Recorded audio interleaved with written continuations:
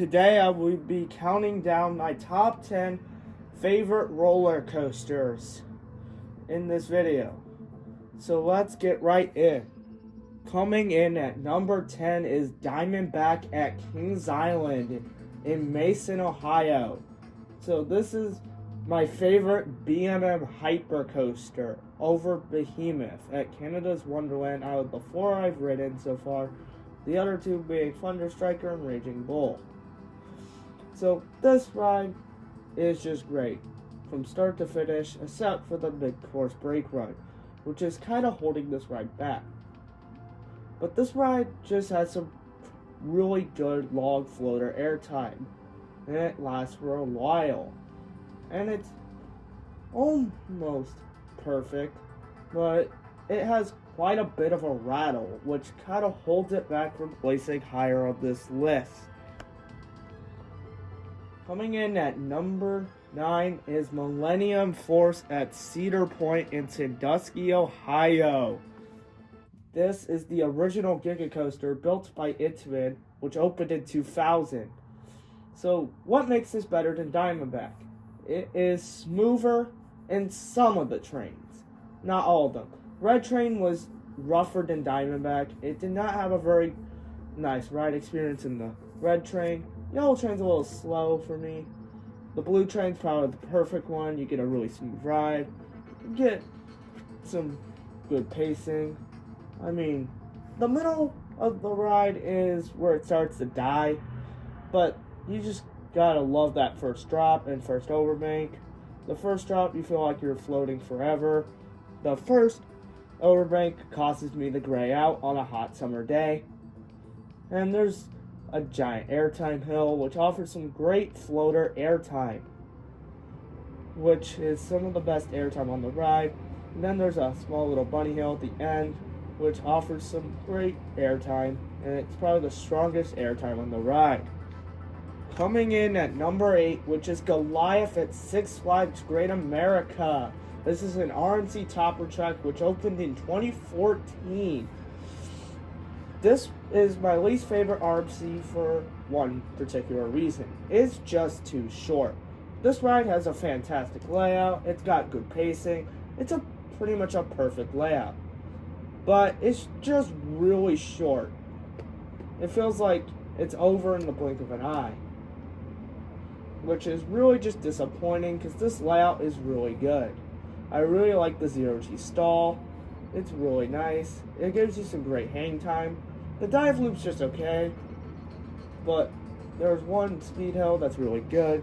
This ride's pretty good. Coming in at number 8, which is Thunderhead at Dollywood. This is a GCI wooden roller coaster, which is their typical twister layout. I really like this wooden roller coaster. It's only my second favorite wooden roller coaster. Soon you'll be able to find out what my actual favorite wooden roller coaster is. Stay tuned to find out. So, the thing I really like about this ride is it's got a lot of aggressiveness to it. Like, all the turns, and dips are really aggressive.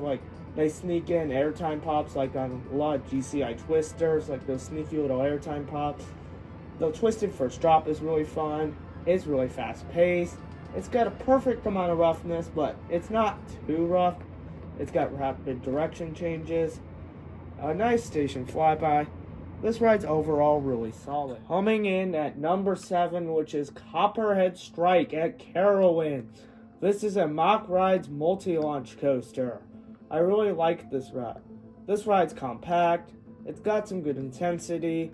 It's got some good airtime. Also some pretty good hang time on the 2 vertical loops after the 2 launches. One of the main problems I have with this ride is the fact that it has a pretty bad rattle and the launches are kind of crappy. Or else this ride is really good. I actually really like this ride. The lap bars are comfortable. It's got good theming. It's got a nice presentation. It's got some good airtime, some nice inversions, good hang time, and overall is a solid coaster. Coming in at number 5, we got Mystic Timbers at Kings Island in Mason, Ohio. This is my favorite wooden roller coaster and my favorite coaster at Kings Island. This ride is an out and back GCI, and it has some great ejector airtime, rapid transitions. It's pretty smooth compared to Thunderhead, but it's still got a good amount of bite to it, which adds a good wooden roller coaster feel. And it's got some okay theming in the shed, but the shed's just kind of okay because it's at the end of the ride, and it's just kind of disappointing ending. But this ride's pretty good. Coming in at number 4 is Maverick at Cedar Point in Sandusky, Ohio. This ride is really good. I really like the 95-degree first drop, the snappy transitions. The second launch is just out of this world. This ride has elite pacing. I think this ride is just world class. The Stangle Dive is really good. The ejector airtime is just fantastic. This ride is overall really good. Coming in at number 3 is Steel Vengeance at Cedar Point in Sandusky, Ohio. This is my second favorite RMC hybrid. This one is just out of this world. Like, the beginning is pretty good with the outer bank and the top hat and the first 0G roll. The first half is really well paced and it's pretty good. And then the second half is really where this ride kicks it into high gear with the elements for the structure, the airtime gets stronger, the ride just gets even more insane. The drop off the mid-course is probably my favorite part of the ride. I know it's not a lot of people's favorite part of the ride, but it is for mine because it's almost like Ghost Rider's drop off the mid-course brake run. It's almost as good as that. I've not ridden Ghost Rider, but it lives up to that standard. And all the airtime in the second half is pretty good. Coming in at number 2 is Fury 325 at Carowinds in Charlotte, North Carolina. This is my favorite Giga coaster overall, and my number 2 coaster. So this ride does a Giga coaster right. It has good low to the ground elements, good speed, good pacing. It's got some really good airtime. The treble clef element is amazing in the back row. The first drop feels like you're falling forever, like on the other 2 BMM Giga coasters, Orion and Leviathan. You got some good quality airtime. The Helix is underrated because you do get a near miss element on the ride.